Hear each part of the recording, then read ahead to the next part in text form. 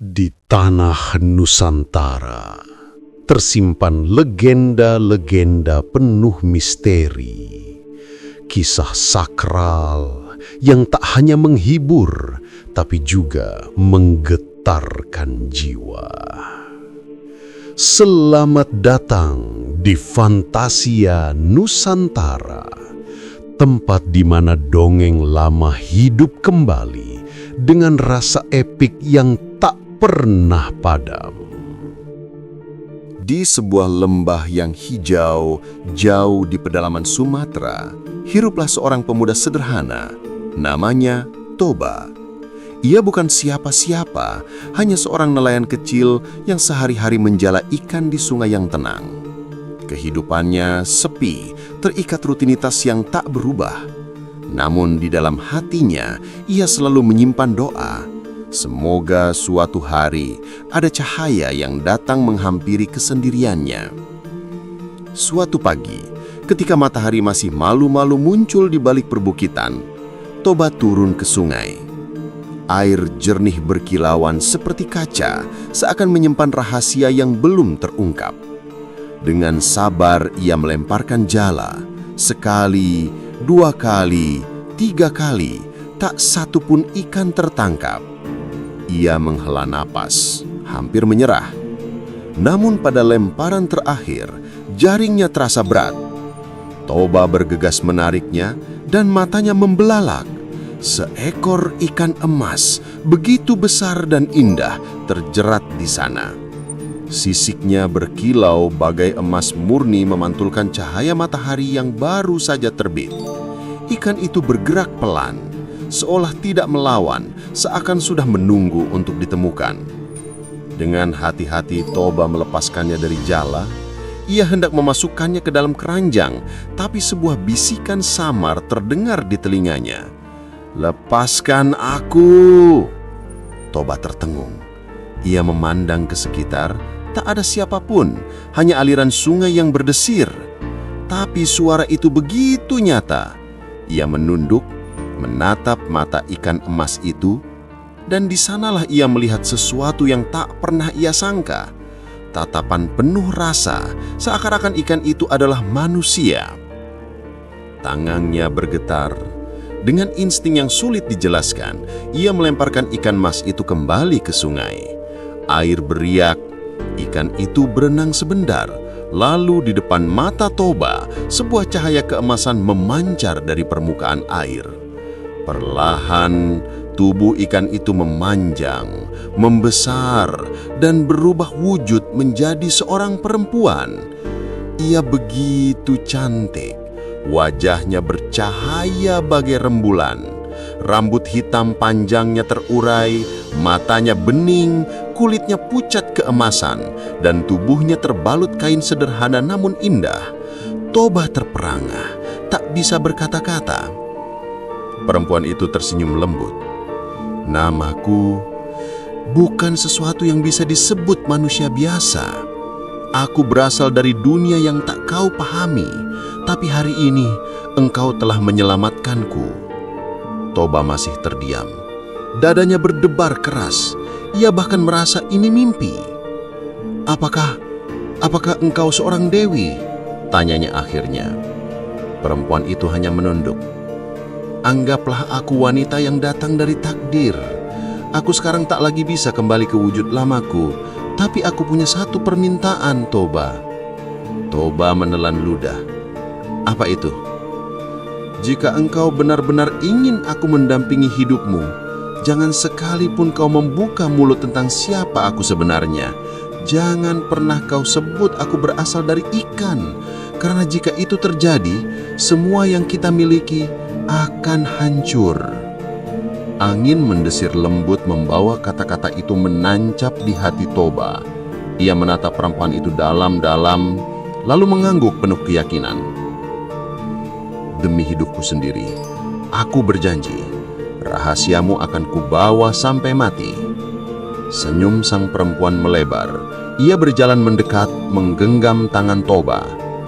"Maka mulai hari ini, aku adalah istrimu." Di bawah langit pagi yang bersinar lembut, dua takdir yang berbeda dunia bersatu. Toba, pemuda sederhana, kini menemukan belahan jiwanya, dan sang perempuan misterius yang pernah jadi ikan emas memulai kehidupan barunya sebagai manusia.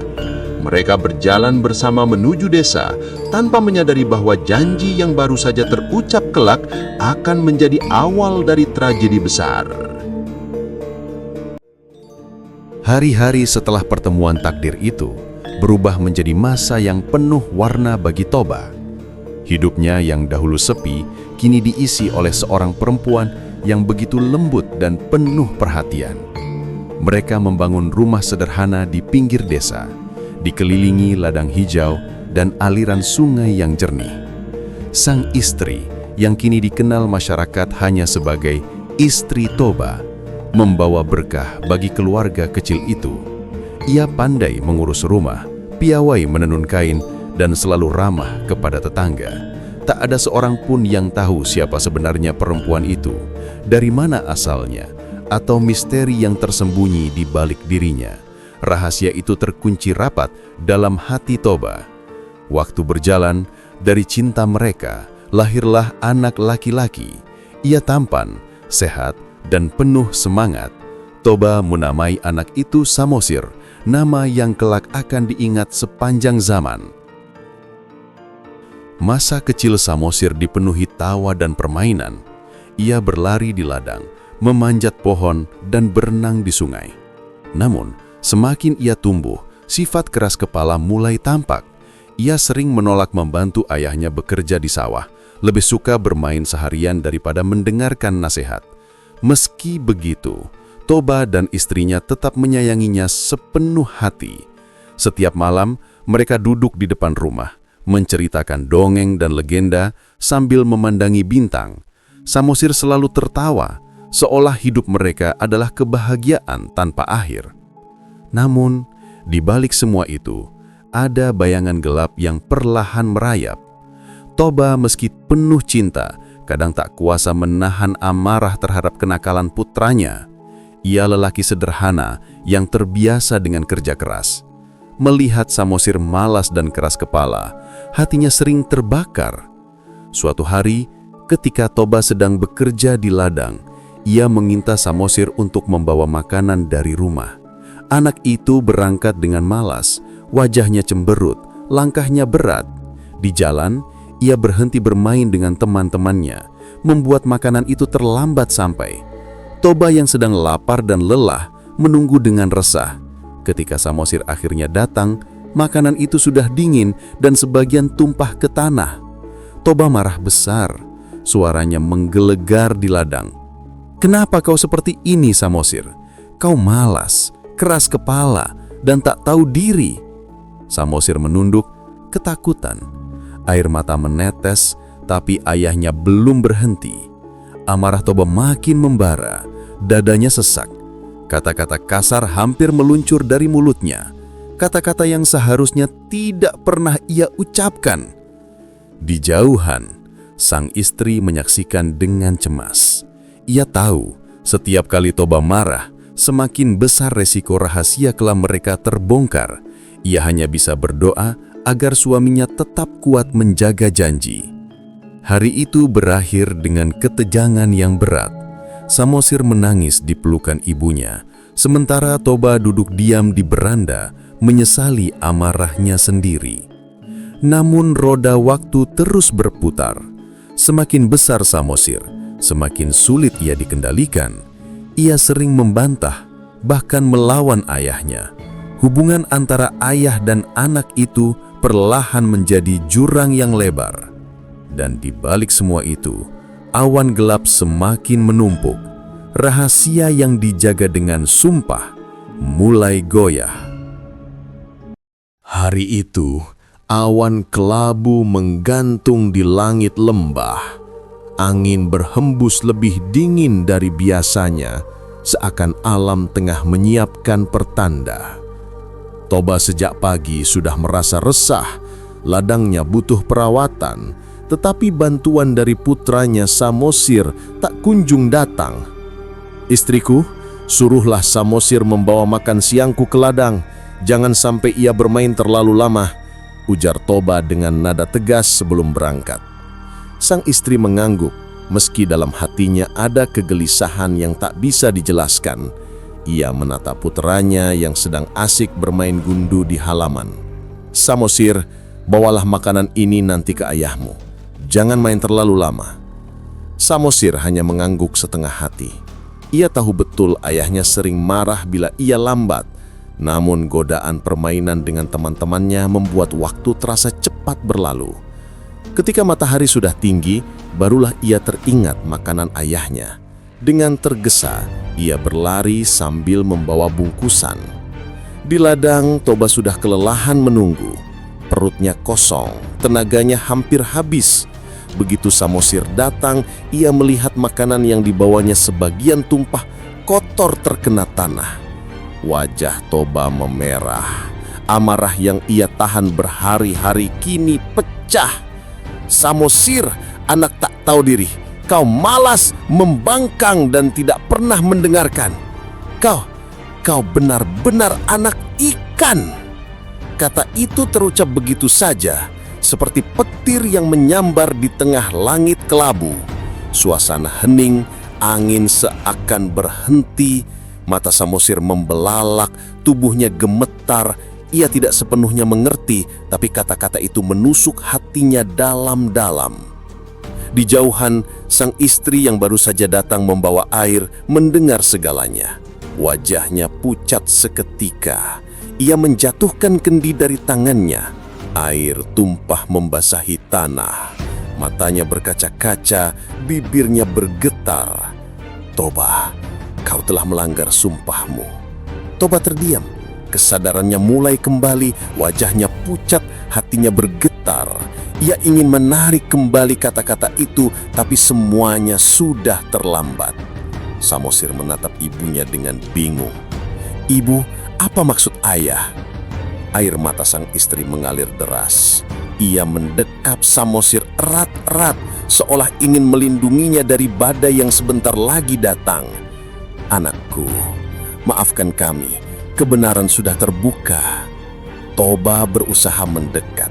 Namun sang istri menggelengkan dengan tatapan penuh kekecewaan. "Kau berjanji, Toba. Kau bersumpah takkan pernah membuka rahasiaku. Tapi kini semuanya telah musnah." Langit mendadak bergumuruh. Petir menyambar di jauhan. Angin bertiup kencang mengguncang pepohonan. Samosir menangis ketakutan, memeluk ibunya erat-erat. Toba jatuh berlutut di tanah. Wajahnya menunduk, suaranya pecah. "Ampunilah aku. Aku tak sanggup menahan amarahku." Namun doa itu tak mampu menghentikan apa yang telah ditakdirkan. Kata-kata terlarang sudah terucap, dan alam yang selama ini diam, kini bersiap menagih janji yang pernah dibuat. Angin menggalam ganas membatami darat, menghantam pepohonan sehingga ranting-ranting patah dan daun-daun tersompat berterbangan dengan gerakan liar. Di tengah ladang dan pepohonan yang sedang terbantai yang tak terurus itu, sang istri berdiri tegak, memeluk Samosir yang ketakutan. Air matanya jatuh, bercampur dengan air hujan yang mulai turun deras. "Toba," suaranya bergetar, tetapi tajam bagai pisau. "Engkau telah melanggar janji suci. Kata-kata yang engkau ucapkan telah mematahkan semua ikatan kita." Toba terhuyung, berlutut di tanah yang mulai becek. Ia menatap istrinya, matanya penuh penyesalan. "Maafkan aku hilang kendali, aku tak bermaksud." Namun sang istri menggeleng. Cahaya aneh mulai terpancar dari tubuhnya. Rambut hitam panjangnya berkibar tertiup angin. Kulitnya yang pucat keemasan perlahan berubah, memancarkan kilau air. Sosok manusia itu mulai melebur, berganti dengan wujud aslinya, makhluk ajaib yang dahulu datang dari ikan emas. Samosir menangis, memeluk pinggang ibunya semakin erat. "Ibu, jangan tinggalkan aku, jangan berubah." Sang ibu menunduk, mengecup kening anaknya dengan lembut. "Anakku, engkau harus kuat. Ingatlah, engkau adalah darahku, keturunanku, engkau akan selalu selamat." Hujan deras mengguyur tanpa ampun, petir menyambar-nyambar seakan langit pecah. Sungai yang tenang di lembah kini meluap, airnya mengalir deras menelan sawah dan jalan setapak. Tanah bergetar, bebatuan runtuh dari bukit. Sang istri mengangkat kedua tangannya ke langit. Suaranya bergema menyatu dengan badai. "Alam, dengarlah, janji telah dikhianati. Biarlah rahasia yang terungkap ini menelan semua dalam air agar sumpah suci tak pernah dipermainkan lagi." Sekejap kemudian, bumi meraung. Dari celah-celah tanah, air menyembur keluar bagai ribuan mata air raksasa. Sungai berubah menjadi gelombang liar. Ladang-ladang hilang, rumah-rumah tersapu hanyut. Toba mencoba berlari menghampiri istrinya, namun tanah retak memisahkan mereka. "Jangan, kumohon, jangan lakukan ini. Aku salah, aku menyesal." Namun sang istri menatapnya dengan mata penuh luka. "Semua sudah terlambat, Toba. Engkau akan hidup dengan penyesalanmu dan aku kembali pada asal-usulku." Tubuhnya bersinar terang, lalu terhempas ke dalam aliran deras yang menggila. Sekejap saja, sosoknya lenyap di telan air, hanya menyisakan riak yang semakin membesar.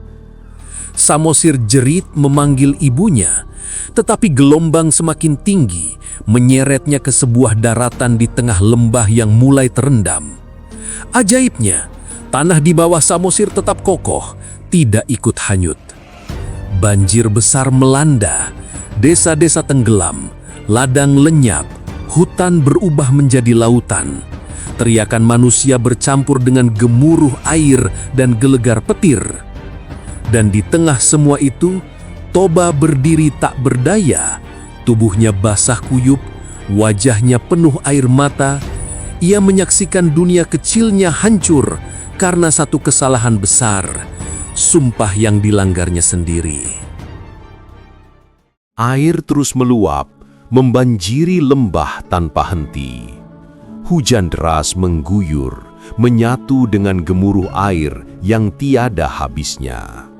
Dari kejauhan, puncak-puncak bukit perlahan tenggelam, hanya menyisakan puncak yang lebih tinggi, bagaikan pulau-pulau kecil di lautan baru yang terbentuk. Toba berdiri di tepi sebuah batu besar. Matanya nanar menatap ke tengah lembah yang telah berubah menjadi lautan luas. Desa tempat ia lahir, ladang yang dulu digarap dengan susah payah, semua hilang ditelan air. Kini yang tersisa hanyalah hamparan biru kelam, tak bertepi. Di tengah hamparan itu, ada sebuah daratan yang tidak ikut tenggelam. Itulah tempat Samosir berdiri.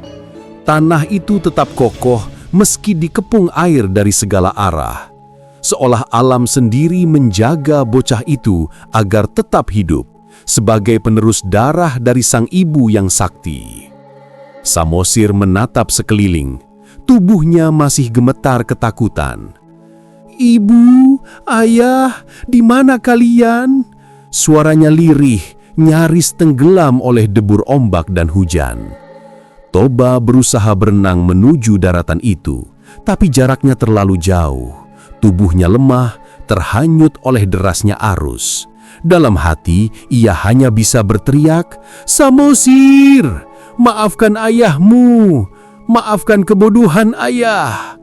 Hari demi hari berlalu, hujan akhirnya mereda. Namun air yang telah meluap tidak pernah surut. Lembah itu kini menjadi sebuah danau raksasa, luasnya melampaui pandangan mata. Gelombang di permukaannya berkilau, seolah menyimpan rahasia besar di kedalaman. Dan daratan tempat Samosir berdiri, kini menjadi sebuah pulau di tengah danau. Pulau itu kelak dinamai sesuai namanya, Pulau Samosir. Orang-orang yang selamat dari bencana besar itu menyebarkan kisahnya dari mulut ke mulut. Mereka berkata bahwa danau itu adalah air mata sang ibu yang sakti yang berubah menjadi samudra setelah dikhianati janji suci. Mereka percaya bahwa arwah sang ibu masih bersemayam di dasar danau, menjaganya dengan murka sekaligus kasih. Dan Toba, ia hidup tersisa, menanggung penyesalan yang tak pernah selesai. Nama lembah itu pun akhirnya dikenal sebagai Danau Toba, sebuah pengingat bagi manusia bahwa janji adalah hal yang suci dan pelanggarannya bisa mendatangkan kutukan. Hingga kini, Danau Toba berdiri megah di tanah Batak. Airnya yang luas dan tenang menyimpan kisah duka di balik keindahannya. Sebuah legenda yang tak pernah pudar, diwariskan dari generasi ke generasi, agar manusia selalu berhati-hati menjaga kata-kata. Itulah kisah dari Fantasia Nusantara. Sebuah warisan legenda yang tak pernah lekang oleh waktu. Jangan lupa untuk like, share, dan subscribe agar perjalanan kita menjelajahi dunia dongeng Nusantara terus berlanjut. Sampai jumpa di kisah berikutnya.